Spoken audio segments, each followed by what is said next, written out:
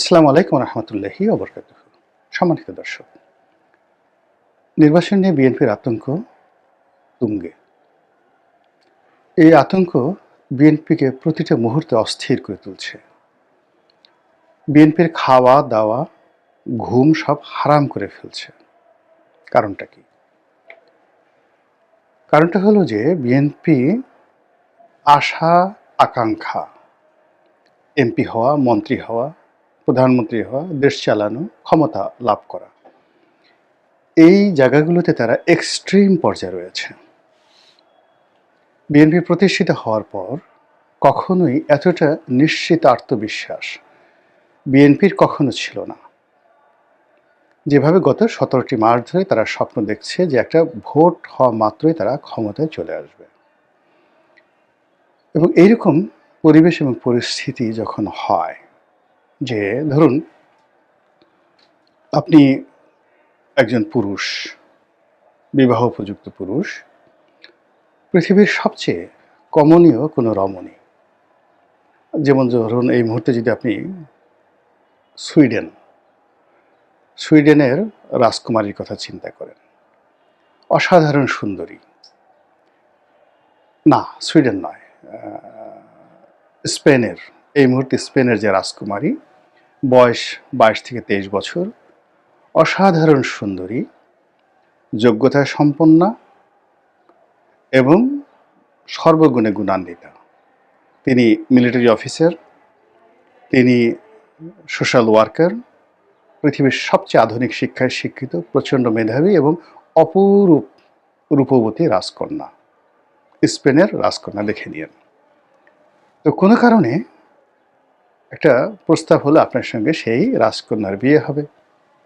আপনি অজপাড়াগাঁয়ের বাংলাদেশের কোনো এক গ্রামের সন্তান, কোনো জিন ভূত অথবা কোনো কেউ অশরীরী আত্মা আপনাকে স্পেনে নিয়ে গেছে। স্পেনে নিয়ে আপনাদের বিয়ে পড়ানো হবে। আপনি চেয়ারে বসে আছেন আর অন্যদিকে রাজকুমারী বসে আছে। তো সেই আপনারকে যে নিয়ে গেছে, ভূত বলল যে সামনের সময় মাত্র 3 মিনিট, এই 3 মিনিটের মধ্যে কবুল বলতে হবে। তো এই 3 মিনিটের মধ্যে জাস্ট যখন রিং বাজবে, ঠিক ওই সময়টাতে সঙ্গে সঙ্গে রিং বাজার সঙ্গে সঙ্গে কবুল বলতে হবে। যদি 1 ন্যানো সেকেন্ড এদিক ওদিক হয়ে যায়, তাহলে এই রাজকুমারীকে আপনি পাবেন না। অধিকন্ত এই যে আপনাকে এখানে আনা হলো, এখন আপনি এখান থেকে যান নিয়ে যেতে পারবেন না, আপনাকে হ্যাং করে দেওয়া হবে, ফাঁসিতে ঝুলানো হবে, মেরে ফেলা হবে। তো এই কথা আপনি স্মরণ করছেন আর আপনার সামনে রাজকুমারী বসে আছে। তার রূপ, মাধুর্য, সৌন্দর্য এবং একই সঙ্গে রাজত্ব লাভের, স্পেনের রাজা হবেন আপনি। আর অন্যদিকে আপনার হাতের সময় মাত্র 3 মিনিট। আপনি বসে বসে ক্ষণ গুনছেন, হঠাৎ করে যে একটা শব্দ হবে আর আপনি সঙ্গে সঙ্গে কবুল বলবেন। এই কবুল বলার সঙ্গে সঙ্গে 1 ন্যানো সেকেন্ড দেরি হওয়া যাবে না। ভুল হলে আপনি দুকুল হারাবেন। এই অবস্থা আপনার কি হবে বলেন তো? হার্টবিট বন্ধ হয়ে যাবে, রক্তক্ষরণ শুরু হয়ে যাবে। অস্থিরতা কাকে বলে? 3 মিনিট আপনার কাছে মনে হবে 3000 বছরের সমান। তো সেই দিক থেকে বিএনপির যে গত 17 মাসের আশা আকাঙ্ক্ষা, লোভ লালসা, কামনা বাসনা, প্রাপ্তি, সব কিছু এখন এসে 12ই ফেব্রুয়ারি তারিখে এসে মিলিত হয়েছে। এক একটা দিন যাচ্ছে, এক একটা ঘন্টা যাচ্ছে, এক একটা মিনিট যাচ্ছে, এক একটা সেকেন্ড যাচ্ছে, আর বিএনপি নেতাকর্মীদের মধ্যে যে ভাবাবেগ তৈরি হচ্ছে, যে অস্থিরতা তৈরি হচ্ছে, তা তাকে রীতিমতো তছনছ করে দিচ্ছে। সে ধৈর্য ধারণ করতে পারছেন না। ধৈর্য ধারণ করতে না পারার কারণে রাজনীতির ময়দানে একটার পর একটা তার অনার সৃষ্টি তৈরি হচ্ছে। সে ভেবে উঠতে পারছে না যে তার আসলে কি করা উচিত, কি বলা উচিত, অথবা কখন তার সে সম্ভাবনাটা নষ্ট হয়ে যায়। তো এই জিনিসটা কেন হচ্ছে এই মুহূর্তে? আমি তো আগে গল্পের ছলে বললাম, আর এখন আমি যদি আপনাকে বলি যে এই ঘটনাগুলো কেন হচ্ছে? বিএনপির এই আতঙ্ক কেন হচ্ছে? এর কারণ হলো মাঠে তো বিএনপির কোনো শক্ত প্রতিদ্বন্দ্বী নেই। জামাত ন্যারেটিভ তৈরি করছে। বিভিন্ন সামাজিক মাধ্যমে সোশ্যাল যারা কনটেন্ট ক্রিয়েটর রয়েছেন তারা নানা রকম তর্ক-বিতর্ক করে জামাতকে বড় করার চেষ্টা করছে, বিএনপিকে ছোট করার চেষ্টা করছে। কিন্তু ওটা নিয়ে তো মাঠে কোনো প্রতিক্রিয়া তৈরি হচ্ছে না। মাঠে প্রায় সব জায়গাতে বিএনপির প্রার্থী সর্বেসর্বা। বিএনপির প্রার্থীর সামনে দাঁড়ানোর মতো আসলে বাংলাদেশে কোথাও একটা সিঙ্গেল প্রার্থী নেই। না জামাতের, না এখন যারা আছে জাতীয় পার্টি কিংবা ইভেন চরমোনাই। বিএনপির প্রার্থীর সামনে কোনো প্রার্থী নেই। কেউ যদি বিএনপির প্রার্থীকে পরাজিত করে বিজয়ী হয়ে আসে সেটা হবে একটা মিরাকেল, অলৌকিক ঘটনা। বাস্তবতা হলো বিএনপি শতভাগ বিজয়ী হবে যদি ইলেকশন হয় বা শক্তি প্রয়োগ হয়, মারামারি হয়, কাটাকাটি হয়। যেভাবে হোক না কেন বিএনপি বিজয়ী হবে প্রতিটা সিটে। এইরকম একটা চিন্তা যখন শতভাগ নিশ্চিত, তখন কেন বিএনপি ভয় পাচ্ছে? এই ভয় পাওয়ার মূল কারণ প্রাকৃতিক। মহান আল্লাহ রাব্বুল আলামিন আমাদেরকে যে তৈরি করেছেন, তৈরি করার জন্য আপনি প্রথমত একটি মহাকর্ষণ শক্তি দিয়েছেন আল্লাহ। সেটা আসমানের অসংখ্য গ্রহ নক্ষত্র, তারকারাজি, বিভিন্ন গ্যালাক্সি, উল্কাপিণ্ড থেকে শুরু করে সবারই একটা আকর্ষণ আছে, শক্তি আছে। সেই শক্তি দিয়ে আমাদের মাথার উপরে সূর্য আমাদেরকে টানছে, চন্দ্র আমাদেরকে টানছে, তারকারাজি, বৃহস্পতি, শনি, ছায়াপথ, নক্ষত্র যা কিছু আছে, নীহারিকা, সবার একটা শক্তি আছে। ম্যাগনেটিক পাওয়ার আছে, এই পৃথিবীর সব কিছুকে তারা উপরের দিকে টানছে। এই যে আমরা বলি না শনির দশা, বৃহস্পতি, অমাবস্যা, পূর্ণিমা, এসবে কিন্তু মহাকর্ষণ শক্তির। আর এই মহাকর্ষণ শক্তি যেন আমাদেরকে উপরে টেনে নিতে না পারে, এজন্য নিচে মাটির সঙ্গে আমাদের একটা ম্যাগনেটিক রিলেশন রয়েছে, যেটাকে বলা হয় মাধ্যাকর্ষণ শক্তি। তো এই মাধ্যাকর্ষণ শক্তির কারণে আমরা পৃথিবীর সঙ্গে লেগে আছি। আচ্ছা, এরপরে আমরা যদি যাকে বলা হয় ডানে বামে হেলে না পড়ি, পড়ে না যাই, এজন্য বাতাস দিয়ে, চারিদিক থেকে বাতাস দিয়ে আমাদেরকে এমনভাবে চেপে রেখেছে আমাদের শরীরের প্রতি ইঞ্চি জায়গাতে।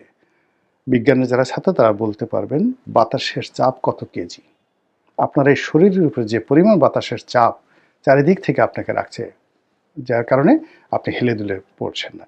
এই যে একটা ব্যালেন্স, প্রকৃতির যে ব্যালেন্স, এই জন্য আপনি বেঁচে আছেন, এই জন্য আপনি হাসছেন, চলাফেরা করছেন, খাওয়া দাওয়া করছেন, সব কিছু করছেন। দ্বিতীয় হলো আপনার শরীরের মধ্যে একটা ম্যাগনেটিক পাওয়ার আছে। এই ম্যাগনেটিক পাওয়ারের কারণে আপনার একটি হাড় অন্য একটি হাড়ের সঙ্গে সংযুক্ত আছে। আপনার শরীরের মধ্যে একটা রসায়ন আছে, এখানে অসংখ্য রস তৈরি করে। চোখ মানে আপনার যে ৫টা ইন্দ্রিয়, কান, নাক, সব জায়গাতেই চুলের গোড়া, পশমের গোড়া, সব জায়গাতে একটা করে কারখানা আছে। প্রতিটা পশমের গোড়া একটা করে নিউক্লিয়াস আছে, একটা মেশিন আছে। ওখানে মানে একটা যন্ত্র চলছে। আপনার শরীরের মধ্যে হাজার হাজার কোটি কত যে যন্ত্র, কত যে নিউক্লিয়াস, কত যে অণু, পরমাণু, ইলেকট্রন, প্রোটন আছে আপনি কল্পনাই করতে পারবেন না। তো এর মধ্যে যখনই ইমব্যালেন্সড হয়ে যায়, তখনই মানুষ মরে যায়, অসুস্থ হয়ে পড়ে, ঝরে পড়ে। এবার আসেন শরীরের বাইরে আমাদের সমাজ, রাষ্ট্র, রাজনীতি, অর্থনীতি, সব জায়গাতে একটা ভারসাম্য থাকে, সব জায়গাতে একটা মহাকর্ষণ, মাধ্যাকর্ষণ শক্তি থাকে এবং সব জায়গায় বাতাসের তাপচাপ থাকে। এবং এখানে যখন কোনো একটা কিছুতে ঘাটতি হয়, নিয়ন্ত্রণহীনতা তৈরি হয়, তখনই সেটা ভয় তৈরি করে, আতঙ্ক তৈরি করে এবং পতন মানে অনিবার্য হয়ে পড়ে। যেমন ধরুন আপনি একই মানুষ পদ্মার তীরে দাঁড়িয়ে আছেন। পদ্মার তীরে দাঁড়িয়ে আছেন এবং যেখানে দাঁড়িয়ে আছেন তার ঠিক ১ ইঞ্চি পরেই ভাঙন হচ্ছে, প্রবল ভাঙন হচ্ছে এবং আপনি নিচে তাকিয়ে দেখলেন যে প্রায় ২০০ ফিট নিচে, ২০০ ফিট নিচে প্রচণ্ড বেগে স্রোত, পদ্মার স্রোত বয়ে চলছে। আপনি কি সেখানে দাঁড়াতে পারবেন? কখনো দাঁড়াতে পারবেন না। কিংবা যেটিকে বলে এইজ, ইডি জেই, মানে প্রান্তসীমা। আপনি ধরেন একেবারে 10 তলা একটা বিল্ডিং বা 50 তলা 100 তলা একটা বিল্ডিং, সেই বিল্ডিংয়ের একেবারে ছাদের কিনারে আপনাকে এমন একটা গ্লাস লাগানো আছে, ছাদের কিনারে একটা গ্লাস লাগানো আছে, কিন্তু ওটা দেখা যায় না, ট্রান্সপারেন্ট গ্লাস, ওটা দেখা যায় না। এখন কিন্তু অনেক গ্লাস বের হয়েছে। তো আপনি যাতে পড়ে না যান এই জন্য একটা গ্লাসের ওখানে ফ্রেম দেওয়া আছে, বুলেট প্রুফ, আপনি লাথি মারলেও যাবে না, কিন্তু গ্লাসটা দেখা যায় না। আপনাকে যদি 1000 কোটি টাকা দেওয়া হয়, তবু আপনি 50 তলা বিল্ডিংয়ের আপনি জানেন যে ওখানে একটা গ্লাস আছে, কিন্তু আপনি ওর ধারে কাছে যেতে পারবেন না। ওটার জন্য আপনাকে ট্রেনিং দরকার হবে, সব কিছু দরকার হবে, কিন্তু ইন জেনারেল আপনাকে জানা সত্ত্বেও আপনারা যেতে পারবেন না। তার আগে আপনার মরণ কান্না শুরু হয়ে যাবে, ও মা গো যাবো না, বাবা গো যাবো না। তো বিএনপি রাজনীতির যে মহাকর্ষণ, মাধ্যাকর্ষণ, তার যে পারিপার্শ্বিক তাপ এবং চাপ, এ সবই হলো আওয়ামী লীগ। অন্য কারোর সঙ্গে তার চাপ তৈরি হচ্ছে না। এখন তার চাপ দরকার, মানে ধরুন প্রচণ্ড শীত, শীতের মধ্যে আপনার একটা লেপ দরকার। সেখানে আপনি যদি তার শরীরে একটা, যাকে বলা হয়, সাধারণ চাদর দিয়ে দেন, সে মরে যাবে, সে বাঁচবে না। আপনি গরম পানি খাওয়া দরকার, কিন্তু আপনি খুব বেশি গরম দেওয়া হলো, আপনি সেক্ষেত্রে মরে যাবেন। এখন বিএনপি রাজনীতি করার জন্য তার যে মাঠে ময়দানে চাপ দরকার, সেই চাপ কেবলমাত্র আওয়ামী লীগ থেকে এলে সে তার ব্যালেন্স, মানে সে যে স্থির হয়ে দাঁড়াতে পারে, দৌড়াতে পারে, ছুটে চলতে পারে, তার যে ভিতরে যে অন্তর্নিহিত তাৎপর্য ক্ষমতা রয়েছে, সেই ক্ষমতা সে প্রয়োগ করতে পারে, সেটা কেবলই মাত্র তার প্রতিপক্ষের চাপ থাকতে হবে। সেই চাপটা এখন নেই, তাপ থাকতে হবে। প্রতিপক্ষ থেকে সমান তালে আপনি যুদ্ধ করবেন, গান করবেন, বাদ্য করবেন, আনন্দ করবেন, ফুর্তি করবেন, যা কিছু করবেন, সব কিছুর জন্য প্রতিপক্ষের সঙ্গে আপনার একটা সমঝোতা থাকতে হবে। সেই সমঝোতা জামাতের সঙ্গে হচ্ছে না, অন্য কোনো রাজনৈতিক দলের সঙ্গে হচ্ছে না, ফলে একা মাঠে সে ঘুরে বেড়াচ্ছে। ফলে আমরা এই যে যেগুলো দেখছি সামাজিক মাধ্যমে, ভোটাররা দৌড়াচ্ছে, প্রার্থীরা দৌড়াচ্ছে, নির্বাচনের কথা হচ্ছে, হানা ভোটের পক্ষে আলোচনা হচ্ছে, কিন্তু যারা সত্যিকার অর্থে মাঠে রাজনীতি করছেন তারা সবাই মানে হরিষে বিষাদ, মানে মুখে মুখে হর্ষ, আনন্দ, কিন্তু হৃদয়ে তাদের বিষাদময়তা।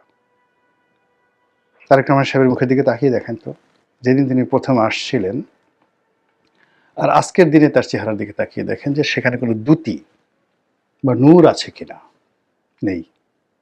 ক্লান্তি, অবসাদ, হতাশা, মানে বিএনপির প্রধান নেতাকে আঁকড়ে ধরেছে। মির্জা ফখরুল সাহেবের দিকে তাকিয়ে দেখেন, মেজর হাফিজের দিকে তাকিয়ে দেখেন, মির্জা আব্বাসের দিকে তাকিয়ে দেখেন, মনে হবে সবাই অসুস্থ হয়ে পড়েছেন।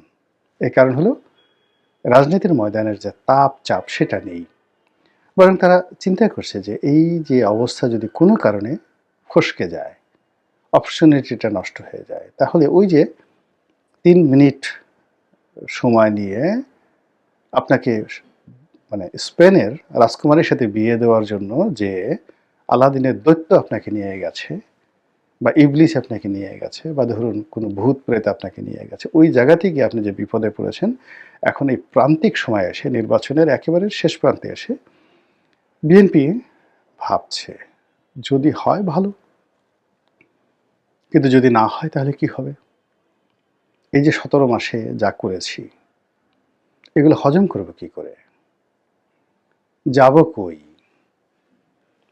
করব কি? যে অভিযোগগুলো আমাদের বিরুদ্ধে আছে, সেই অভিযোগগুলো কিভাবে নিষ্পত্তি করব? তারপর যে ফাঁদে পা দিয়েছি, সেই ফাঁদ থেকে কিভাবে বের হব? কিভাবে বিদেশে যাব? পালার জন্য তো জায়গা নেই, ভাগবার কোনো জায়গা নেই। এখানে বিজয় ছাড়া আর কোনো অপশন নেই।